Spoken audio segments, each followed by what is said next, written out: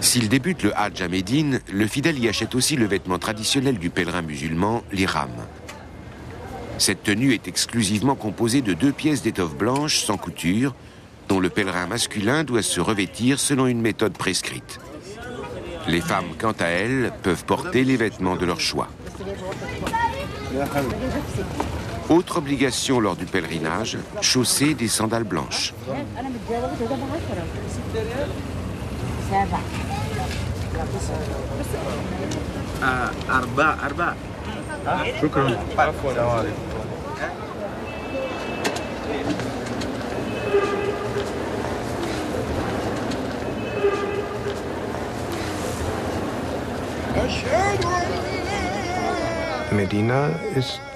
Médine est la ville du prophète. C'est à Médine que Mahomet a émigré lorsqu'il a dû quitter la Mecque, où il ne pouvait imposer sa foi. La population de Médine l'a alors invité à exercer les fonctions d'arbitre et, pourrait-on dire, de chef de la communauté. Médine est devenue sa ville. D'ailleurs, le nom arabe de la ville, Madina al-Nabi, la ville du prophète, fait directement référence à cette relation privilégiée. À partir de cette époque, Yasrib, l'ancien nom de Médine, n'a plus été que rarement utilisé. Au cœur de Médine se trouve la mosquée du prophète, qui abrite le tombeau de Mahomet et les tombes de 2 de ses successeurs. Le lieu de prière favori des fidèles se trouve juste à côté du tombeau du prophète, lui-même protégé par un mur. Près du tombeau, on se sent en paix. On est particulièrement serein et détendu. Voilà pourquoi tout le monde cherche à s'asseoir à proximité ou à passer un petit moment à côté du tombeau.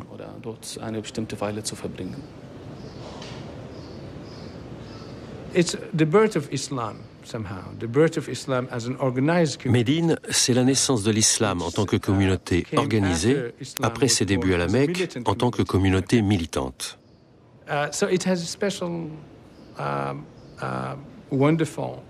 Médine possède une aura particulière, vraiment magnifique. Par bonheur, la ville a conservé cette aura. Et pourtant, ma première impression a été négative. J'ai commencé par voir des files et des files d'autocars dépourvus du moindre charme.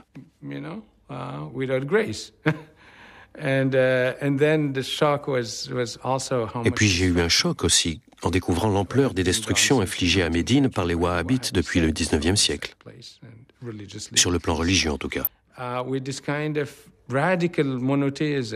Ce monothéisme radical ne tolère pas la différence. Ils ont détruit les sanctuaires et les tombeaux des saints.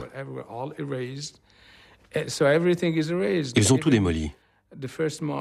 Même la première mosquée qui, d'après la tradition, aurait été l'œuvre du prophète Mahomet. Elle a été entièrement reconstruite. Pas mal reconstruite, c'est vrai. Mais la nouvelle mosquée n'a pas cette atmosphère particulière que je recherchais. Je voulais toucher quelque chose de réellement ancien.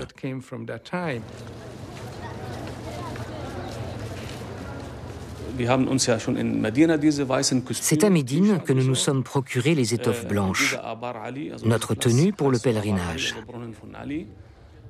Nous sommes allés à Abyar Ali, qui est l'endroit désigné pour entrer en état d'ihram, de consécration rituelle. Une fois que le pèlerin est dans cet état de sacralisation, il doit respecter certaines règles, certains interdits. Par exemple, on n'a pas le droit d'approcher les femmes, pas le droit de chasser des bêtes sauvages, pas le droit de se parfumer. Il est interdit aux hommes comme aux femmes de porter des bijoux ou de se faire beau jusqu'à la fin du pèlerinage.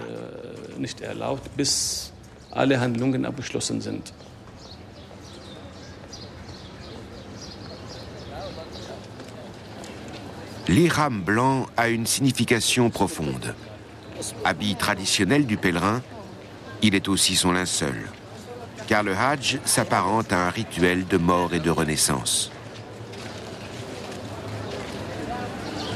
Obligatoire, la ceinture blanche n'en est pas moins pratique. Elle dissimule de petites poches où glisser par exemple monnaie et bijoux.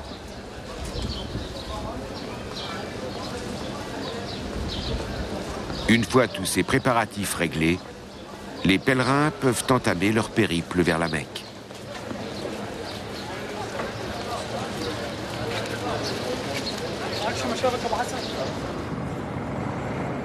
Nous avons pris le car pour la Mecque. C'est un long voyage d'environ 400 km. Mais on ne s'ennuie pas pour autant. On pense à Dieu. On l'invoque aussi à haute voix. Et puis on discute avec les autres pèlerins. Il y a toutes sortes de gens qui viennent des 4 coins du globe. Pour certains, ce pèlerinage est une première. D'autres l'ont déjà fait. Alors on échange ses impressions, ses expériences. Le trajet est très long, c'est vrai, mais on n'a pas le temps de s'ennuyer.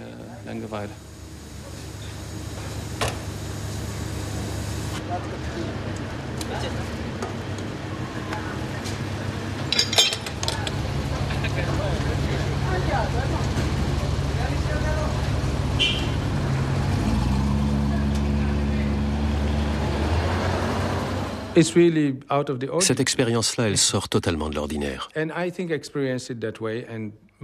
Je n'avais encore jamais rien vécu de semblable.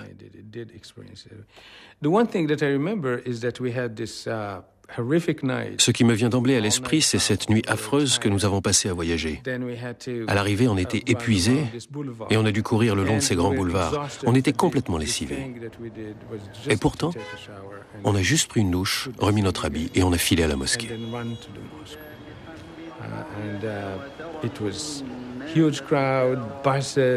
Là-bas, il y avait une foule immense, des cars, des odeurs de gaz d'échappement. Mais tout ça n'avait aucune importance. Nous sommes entrés dans la mosquée. Et nous avons découvert cet endroit qui possède un réel magnétisme, fruit de notre imaginaire et aussi de notre éducation. Quand je me suis retrouvé face à la Kaaba, j'ai éprouvé une sensation singulière. C'était à la fois ordinaire et totalement exceptionnel. Ce n'était pas colossal, et pourtant c'était suffisamment grand. Ce n'était pas comme une salle, et pourtant c'était une salle. On appelle ça la maison de Dieu, mais ça porte un costume, un habit.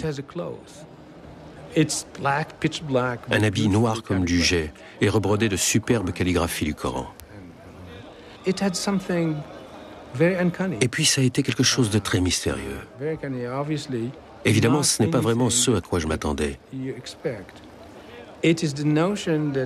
La Kaaba, je la connaissais déjà. Il en existe des millions d'images.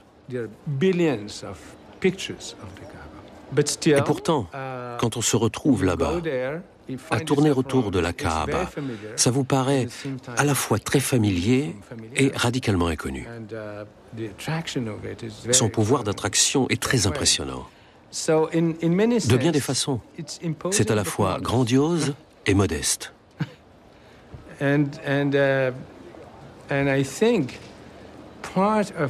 Une partie de son pouvoir d'attraction provient, je crois, des symboles religieux. Ces symboles sont fragmentaires et pourtant ils confèrent un sentiment de plénitude, d'intégralité. L'intégralité naît du fragment.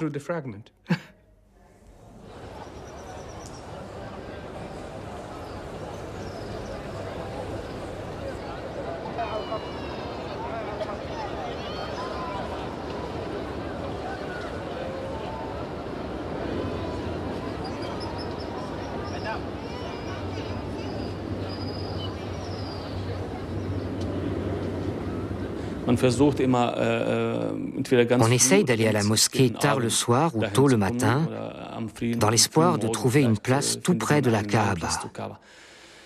Nous aussi, nous avons essayé de nous en approcher.